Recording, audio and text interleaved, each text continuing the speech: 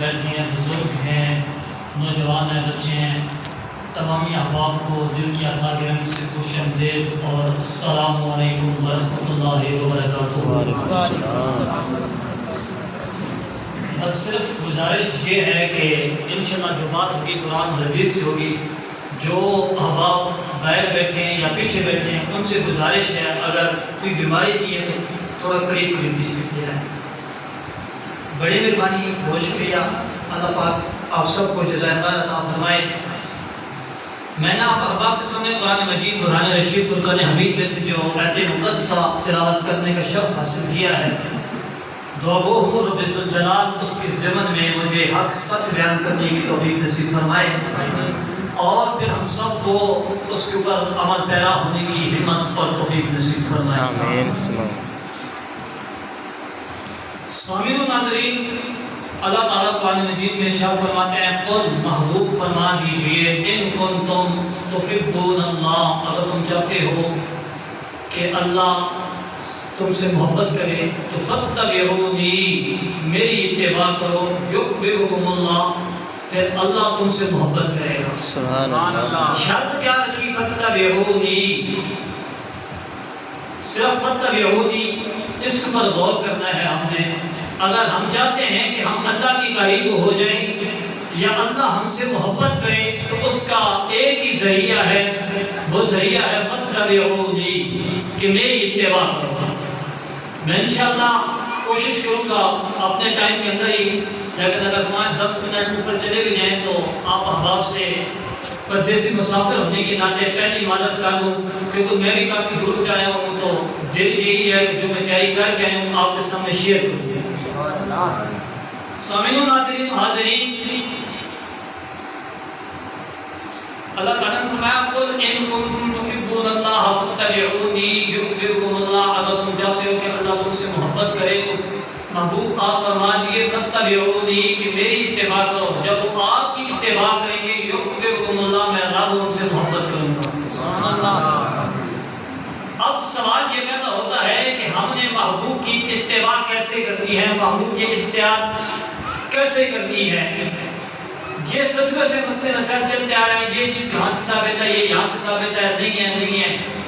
میرا 2 پوائنٹ ہے میرے، نہ میں کسی مذہب پہ نام لے کے اٹیک کرنے والا بندہ ہوں تو نہ کسی تاریخ کا نام لے کر اٹیک کرنے والا بندہ ہوں، یہ میرا شیوا نہیں ہے۔ لیکن بات جو میں کرتا ہوں قرآن اور حدیث سے کرتا ہوں، وہ اگر عزم ہو تو بسم اللہ، نہ ہو تو اس کے لیے پھر ہمارے پاس کوئی چارہ نہیں ہے۔ میں اب شروع کرنے لگوں جناب سیدنا یعقوب علیہ السلام کی زندگی سے کہ کیسے اللہ تعالیٰ نے قرآن مجید میں ہمیں بتایا کہ جب امت پر کوئی مشکل وقت آ جائے یا خطائیں حد سے تجاوز کر جائے تو پھر ہمیں کون سا راستہ اپنانا چاہیے۔ میں قرآن پڑھنے لگا ہوں، آپ احباب نے استقبال کرنا ہے، پتہ چل جانا چاہیے کہ چکوال والے جو اس مسجد میں بیٹھے ہیں سارے باضمیر اور اپنے نبی سے محبت کرنے والے ہیں، اور لوگ کہتے ہیں قرآن جو ہے وہ سر چڑھ کے بولتا ہے، میں کہتا ہوں قرآن سر چڑھ کے نہیں، قرآن آسمان چڑھ کے بھی بولتا ہے۔ سامعین و ناظرین، حضرت یعقوب علیہ السلام اللہ کے اولو العزم رسول، آپ اللہ کے اولو العزم پیغمبر ہیں۔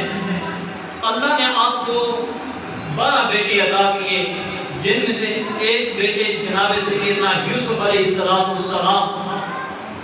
قوم جناب یوسف علیہ السلام اللہ تعالیٰ نے اپنے نور کو پیدا کیا 100 حصے، ان میں سے 99 حصے اللہ پاک نے الگ کر دیے، ایک حصہ جو تھا اس کے 2 ٹکڑے کیے، ایک ٹکڑے سے پوری کائنات کو تخلیق کیا اور ایک آدھے ٹکڑے سے جناب یوسف علیہ السلام کو اللہ نے تخلیق فرمایا۔ آپ کے حسن کا عالم یہ تھا کہ مصر کی عورتوں نے اپنے ہاتھ کی انگلیاں کاٹ دی لیکن ان کو پتہ ہی نہیں چلا۔ اور سیدہ اماں عائشہ طیبہ طاہرہ زاہدہ عابدہ عاتقہ رضی اللہ تعالی عنہ آپ فرماتی ہیں اگر مصر کی عورتیں میرے نبی کو دیکھ لیتی وہ اپنے کلیجے دل کاٹ دیتی، ان کو خبر بھی نہ ہوتی۔ سبحان اللہ۔ اور جو 99 حصے بچے تھے اللہ تعالیٰ نے تو اپنے پیارا محبوب بنایا۔ سبحان اللہ، سبحان اللہ۔ کون جناب سیدنا یعقوب علیہ السلام اللہ کے بڑے اولو العزم اللہ نے آپ کو 12 بیٹے عطا کیے. ایک بیٹا جناب یوسف علیہ السلام کی شکل میں عطا فرمایا. اب جب بھائیوں نے جناب یوسف علیہ السلام کو دیکھا نا، بھائیوں نے اٹھایا، کنویں میں پھینک دیا. اب جناب روتے روتے اپنے باپ کے پاس آ گئے، خون آلودہ کرتا لے کر آئے، کہنے لگے ابا جی ہمارے بھائی کو بھیڑیا کھا گیا ہے. اللہ کے نبی جانتے ہوئے بھی رونا شروع کر دیا. 40 سال تک علم ہونے کے باوجود اللہ کے پیغمبر اللہ کی رضا کی خاطر روتے رہے. بلا وجہ بھائیوں نے جناب ایک بھیڑیا پہ الزام لگایا. جب 40 سال گزر جانے کے بعد احساس ہو گیا کہ ہم اللہ کے نبی کے ساتھ اپنے باپ کے ساتھ غداری کر رہے ہیں، اپنے باپ کے ساتھ زیادتی کر رہے ہیں. جب 40 سال کے بعد دل میں احساس پیدا ہو گیا نا، عرض کرنے لگے قالوا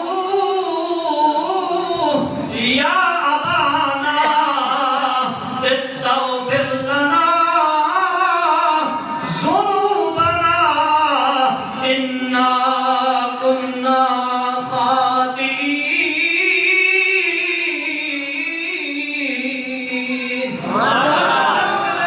ابا جی جہاں نبی بھی ہے، جہاں پہ 11 بیٹوں کے باپ ہے، وہاں پہ ان کے نبی بھی ہے، ان کے پیر بھی ہے، ان کے ہادی بھی ہے، ان کے مرشد بھی ہے. جب 40 سال بعد ان 11 خطاکار بیٹوں کو سمجھ آ گئی کہ اب جب ہماری نجات ہوتی ہے تو صرف اور صرف نبی کے دروازے پہ ہوتی ہے. آج 75 سال ہو گئے یہ امت اپنے نبی سے غداری کر رہی ہے. کہیں یہ امت جناب زلزلے کے اندر پھنسی ہوئی ہے، کہیں یہ امت جناب سیلاب کی صورت میں پھنسی ہوئی ہے، کہیں یہ کورونا کے نام پہ پھنسی ہوئی ہے، کہیں نبی سے کے وائرس کے اندر یہ پھنسی ہوئی ہے. آخر وجہ کیا ہے؟ یہ آتا جناب یعقوب علیہ السلام کے قصے ہمیں سنا رہا ہے قرآن میں. یعقوب نبی گزر گئے، ان کی امت بھی گزر گئی، یہ ہمیں کیوں بتا رہا ہے؟ فرمایا میں تمہیں حیات دکھانا چاہتا ہوں، حیات دلانا چاہتا ہوں کہ جب مشکل وقت آ جائے، جب خطائیں حد سے تجاوز کر جائیں، پھر نبی کے بوئے کو کورونا کے نام پہ تالے نہیں لگائے جاتے، بلکہ نبی کا بوئے کھو کے امت کو بلایا جاتا ہے. ادھر انہوں نے عرض کی تھی قالوا یا ابانا، اے ہمارے ابا جی. ہم نے کہنے قالوا یا رسول اللہ استغفر لنا ذنوبنا انا كنا خاطئین.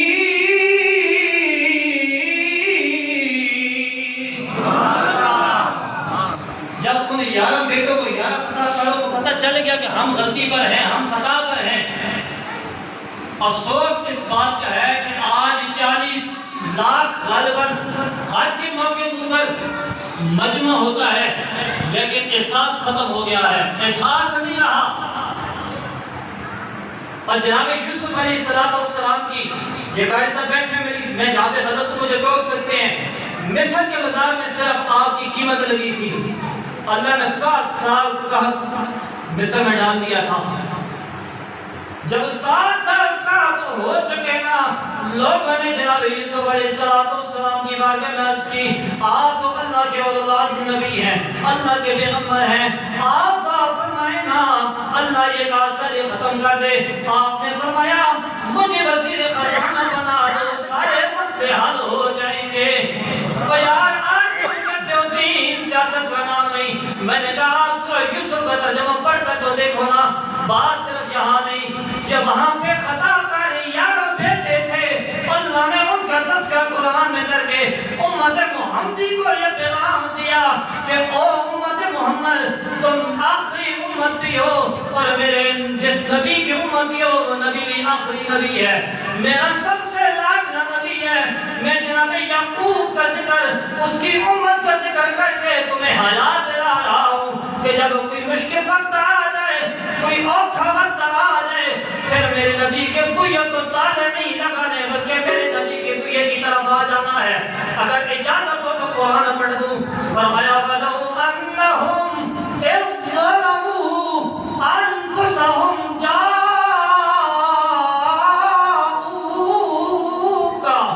فَاسْتَغْفِرُوا اللَّهَ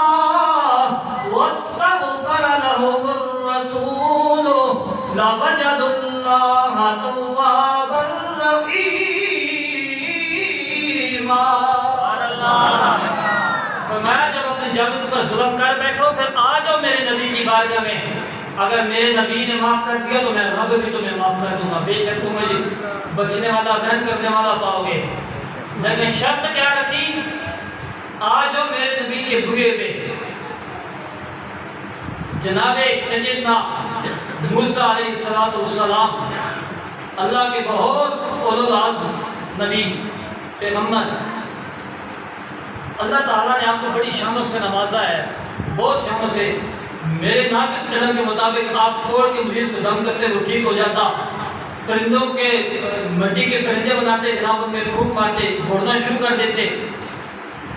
اور ایک اور بیماری بھی تھی, اس کا بھی آپ پھونک مارتے تو جی برس کی بیماری تو شفا مل جاتی تھی.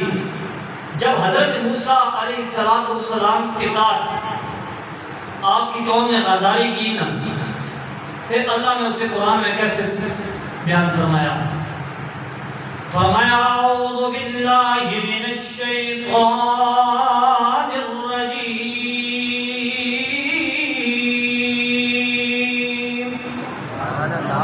بسم اللہ الرحمن الرحیم. فأرسلنا عليهم الطوفان والجراد والقمل والضفادع والدم آيات مفصلات فاستكبروا وكانوا قوما مجرمين.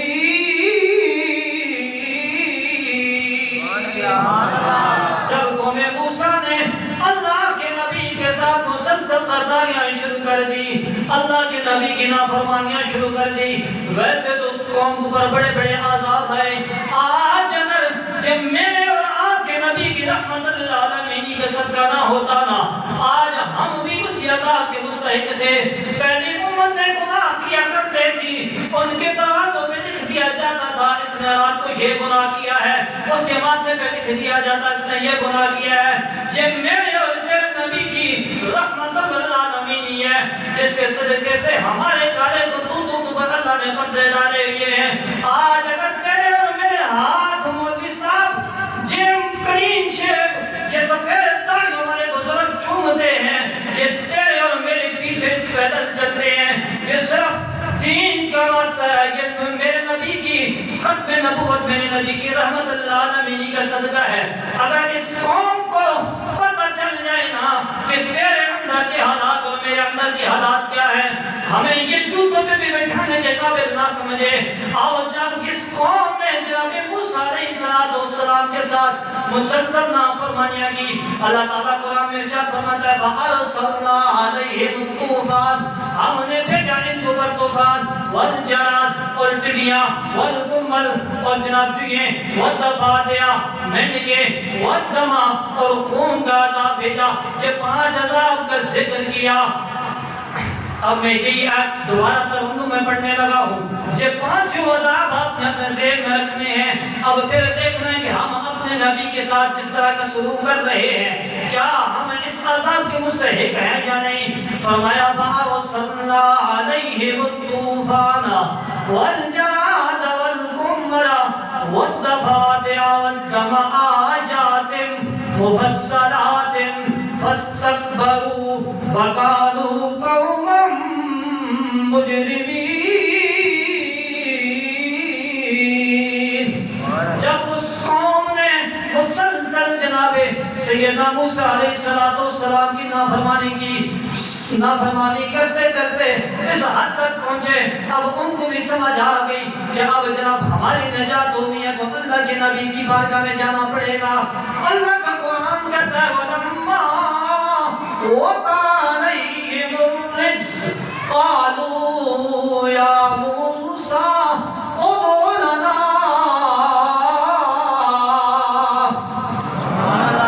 ان پر کوئی بھی عذاب پڑتا نا تو کہتے قالوا اے موسیٰ قالوا یا موسیٰ، اے موسیٰ ادعو لنا، اپنے رب سے دعا کیجیے کہ ہم سے عذاب اٹھا لے۔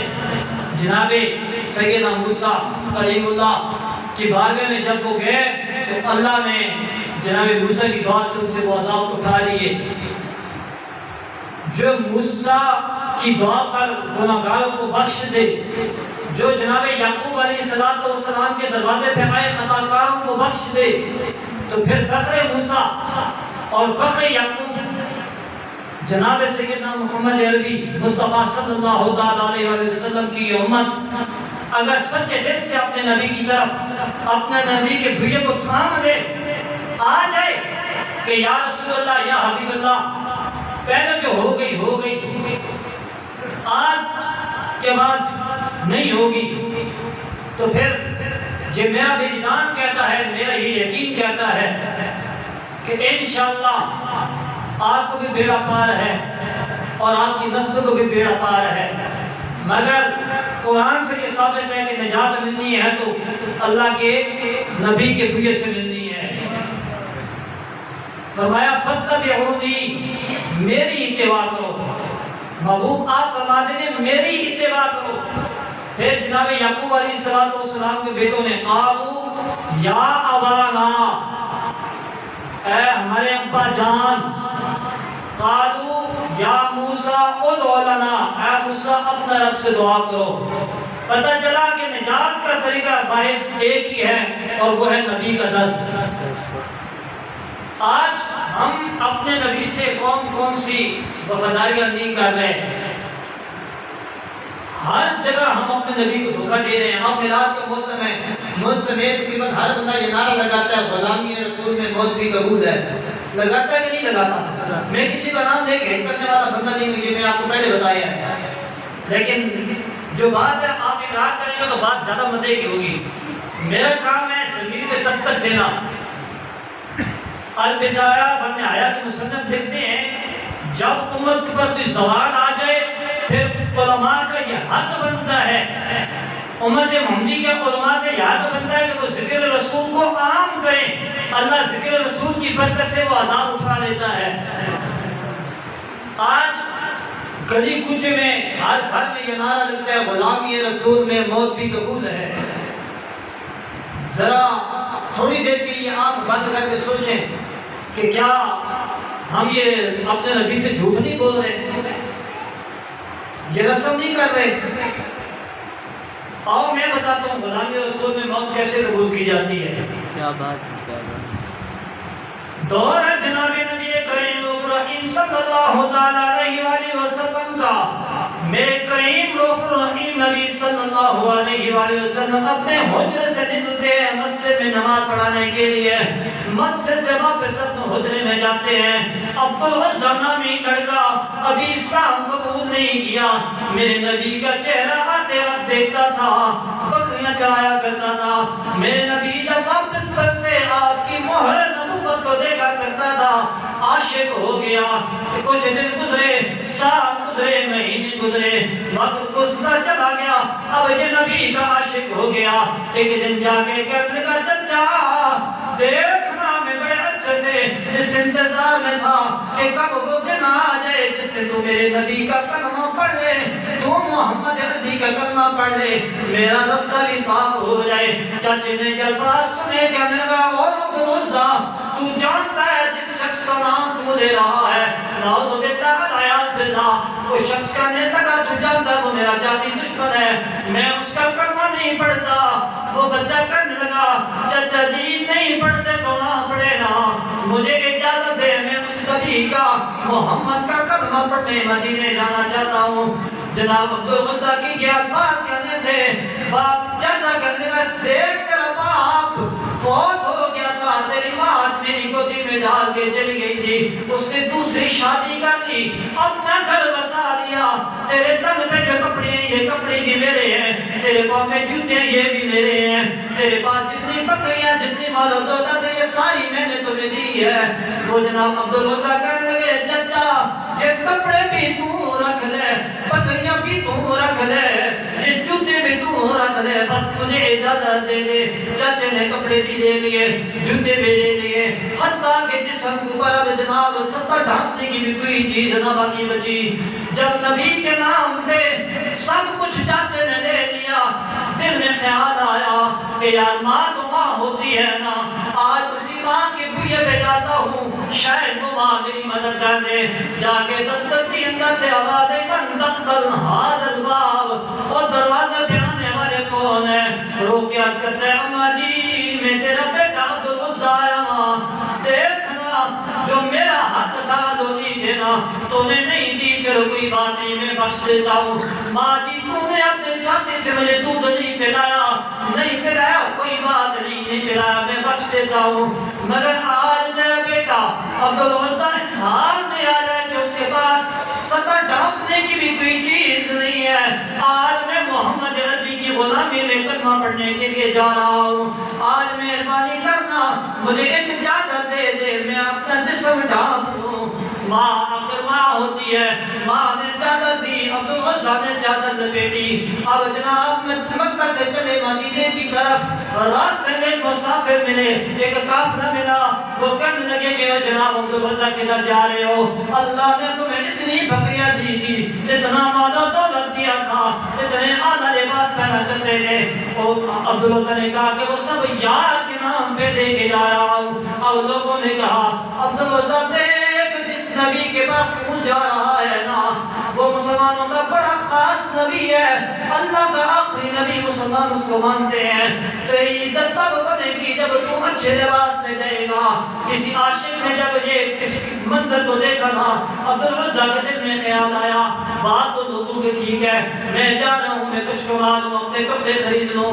پھر عشق نے جوش مارا، فرمایا نہیں نہیں چھوڑ فکرے دنیا کی، چل مدینے چلتے ہیں، چھوڑ فکر دنیا کی، چل مدینے چلتے ہیں، مصطفیٰ غلاموں کی قسمتی بدلتے ہیں.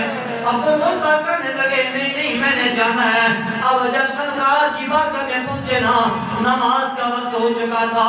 اب جناب سیدنا عمر فاروق جیسے، جناب سیدنا ابوبکر صدیق جیسے، عثمان غنی اور حضرت مولانا علی جیسے بہادر سے صحابہ جناب مسجد کی پہلے صف میں ہیں. وہ نوجوان بھی آتا ہے، عمر 13 سال یا 14 سال ملتی ہے، آگے نماز پڑھتا ہے. میرے نبی تو جانتے ہیں آنے والا کس محبت سے آیا ہے اور کیسے آیا ہے.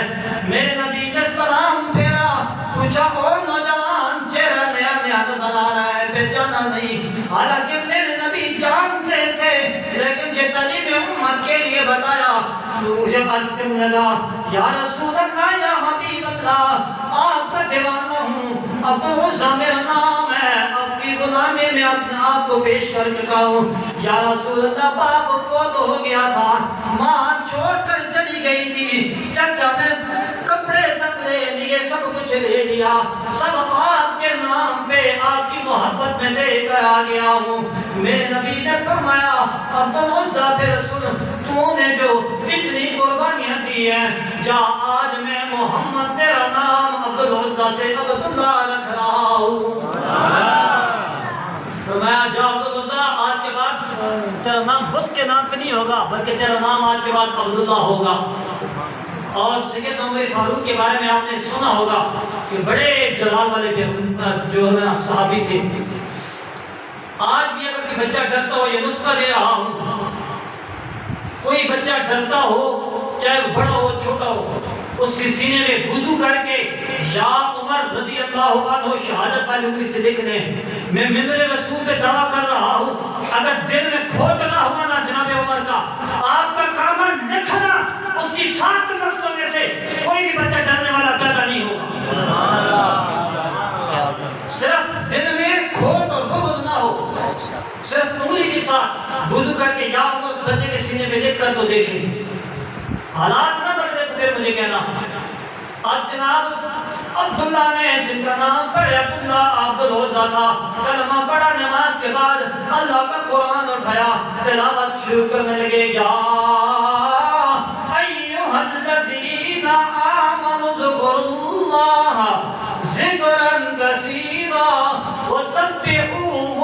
بکرة وأصيلا.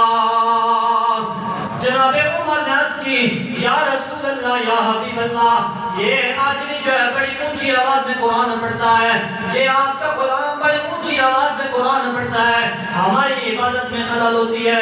میرے نبی نے فرمایا عمر خبردار، آج کے بعد میرے اس غلام کو کچھ کہا، یہ میرا غلام میری محبت میں اپنے تن کے کپڑے بھی دے کر اپنا سب کچھ لٹا کر آیا ہے. اب جب یہی غلام عبداللہ غزوہ فتح کے موقع آیا، اللہ نے اس سے اپنا کام لینا چاہا. اللہ کی نبی کی بارگاہ میں حاضر ہوتے ہیں، یا رسول اللہ یا حبیب اللہ، آپ دعا فرمائیں نا، آپ کے علاوہ میرا اس دنیا میں کوئی نہیں ہے. ماں بھی چھوڑ کر چلی گئی، باپ فوت ہو گیا، چچا نے بے دخل کر دیا، اب آپ کے علاوہ میرا کوئی نہیں. اللہ آج مجھے شہادت کی موت نصیب فرما دے. میرے نبی نے فرمایا عبداللہ جا، وہ بیری کا درخت ہے، اس سے تھوڑا سا چھلکا اتار کے لے آ.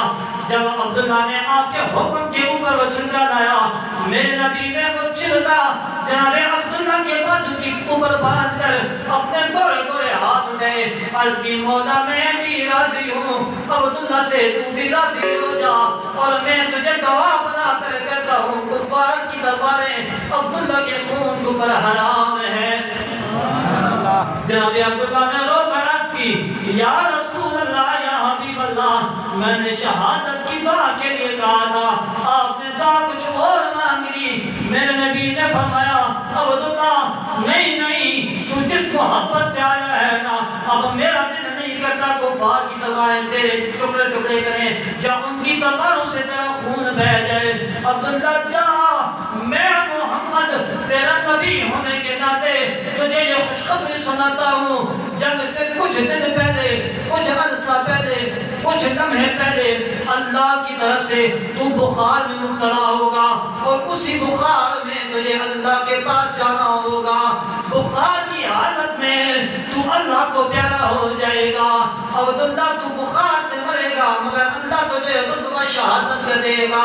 عبداللہ صرف تجھے نہیں، تا صبح قیامت تک جو بندہ بھی طاعون اور سخت بخار کی حالت میں مرے گا، اگر وہ میرے اہل بیت اور میرے صحابہ سے محبت کرنے والا ہوا، میرے ساتھ محبت کرنے والا ہوا، یا قیامت تک جو اس بیماری سے مرے گا وہ بھی شہادت کی موت مرے گا.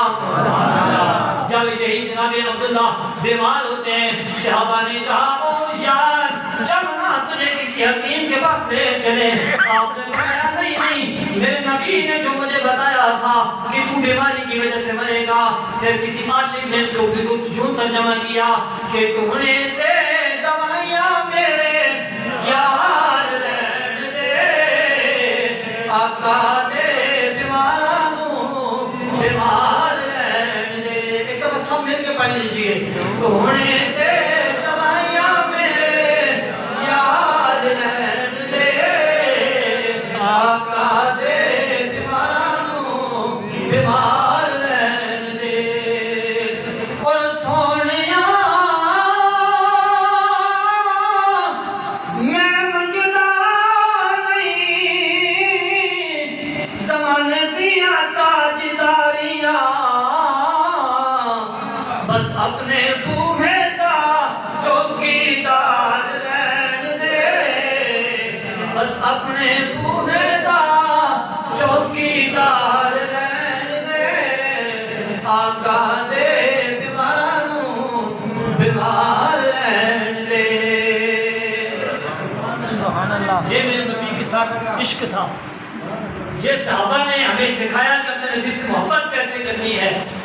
یقین مانے ٹائم بہت چھوٹا ہے، ورنہ میں آپ کو قرآن سے بتاتا کہ اللہ نے گستاخ رسول کے بارے میں قرآن میں کون کون سے الفاظ استعمال کیے. شارٹ کٹ 2 آیات پڑھ کے اور ایک اعلان کے بعد آپ سے اجازت. اللہ تعالیٰ قرآن مجید میں ارشاد فرماتے ہیں، فرمایا اعوذ باللہ من الشیطان الرجیم، بسم اللہ الرحمن الرحیم. مثل الذین حملوا التوراة ثم لم يحملوها كمثل الحمار يحمل أسفارا فما کتابیں ندی ہوں. جناب استاد العلماء شیخ الحدیث و تفسیر مفتی عبدالقیوم ہزاری جو میرے بابا جان رحمت اللہ تعالیٰ علیہ کے بھی استاد تھے، آپ جب اس آیت کو پڑھا کرتے تھے آپ فرمایا کرتے تھے بیٹا میں تو قیامت کا انتظار صرف اس نیت کے ساتھ کر رہا ہوں کر قیامت پر دن ان مولویوں کو ان پیروں کو دیکھ سکوں جن کے پاس علم تھا مگر میرے نبی کی ناموس پہ پہرا نہیں دے سکے. تاجدار ختم نبوت زندہ باد زندہ باد. تاجدار ختم نبوت زندہ باد زندہ باد. من سب نبیا من سب نبیا سب نبیا لبیک لبیک یا رسول اللہ لبیک لبیک یا رسول اللہ لبیک لبیک لبیک یا رسول اللہ. دوسرا مقام اللہ تعالیٰ کتے کے ساتھ مشابہت دے رہا ہے. میں مشابہت نہیں میں قرآن پڑھنے لگا ہوں. فرمایا اعوذ باللہ من الشیطان الرجیم بسم اللہ الرحمن الرحیم ولو شئنا لرفعناه بها ولكنه أخلد إلى الأرض واتبع هواه فمثله كمثل الكلب. اس آیت کا جب ترجمہ اعلیٰ حضرت نے لکھا نا آپ کے ترجمے کی تفسیر لکھنے والے حضرت محمودین مراد آبادی رحمت اللہ تعالیٰ علیہ نے سارا مسئلہ حل کر دیا. میں نے جب اس آیت کو پڑھا میں پریشان ہو گیا کہ اللہ نے ادھر اصحاب کہف کے کتے سے وعدہ کیا کہ جنت میں داخلہ عطا فرمائے گا، ادھر گستاخ رسول کو کتے کے ساتھ مشابہت دے رہا ہے. آخر ماجرا کیا ہے؟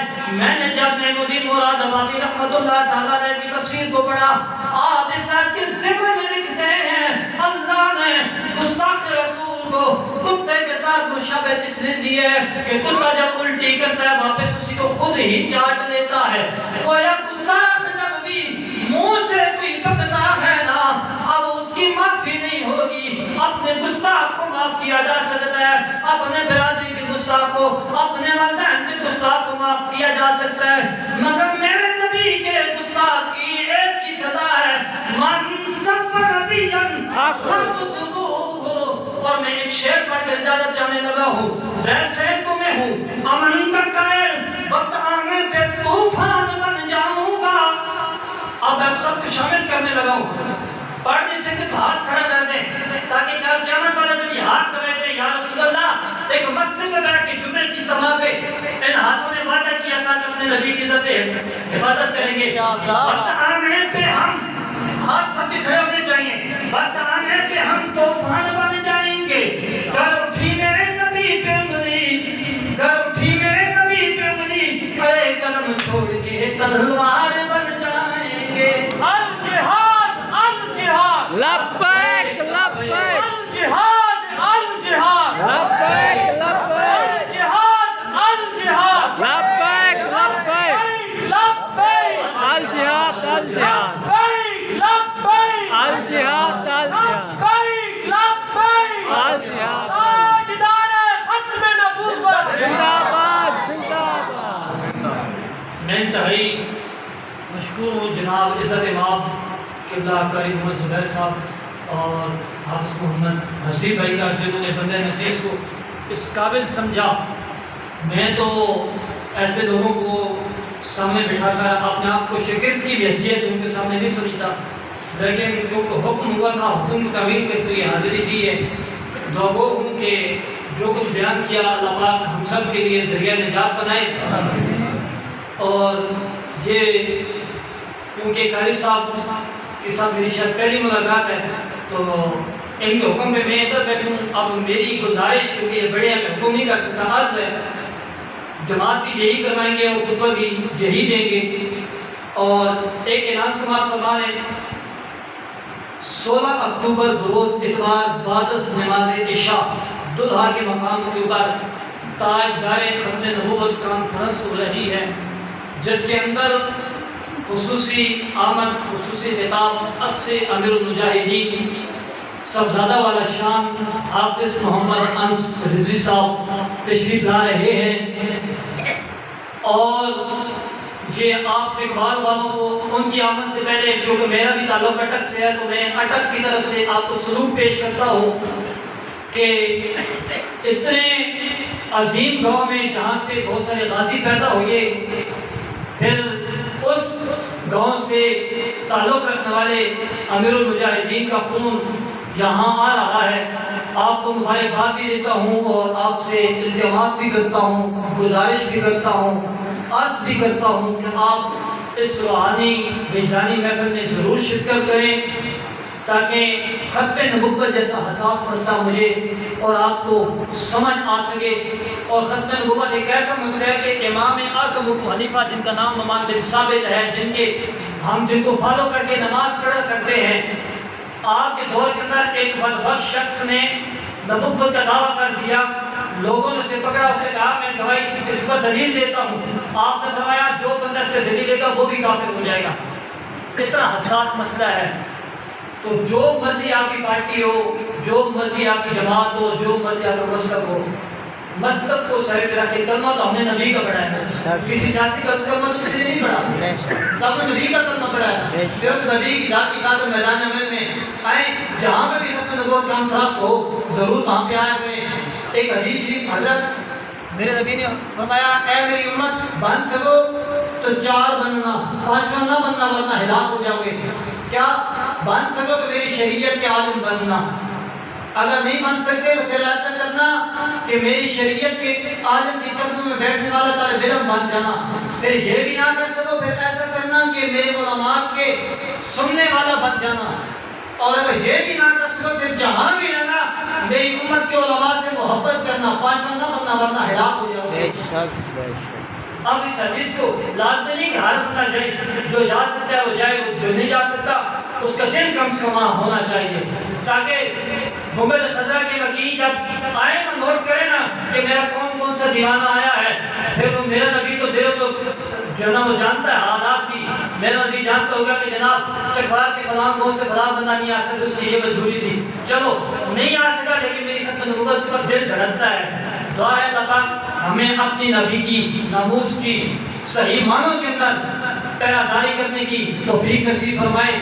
اور ثم الحمدللہ یہ شکر ہے کہ امیر المجاہدین نے اس نوجوان نسل کو کس طرف لے آئے ہیں، ورنہ یہی نوجوان نسل کن کن کاموں میں پڑی تھی۔ آپ کی زندگیاں بھی مجھ سے زیادہ ہیں، تجربات بھی زیادہ ہیں، بس دعا یہی ہے کہ اللہ پاک اس پر استقامت عطا فرمائے۔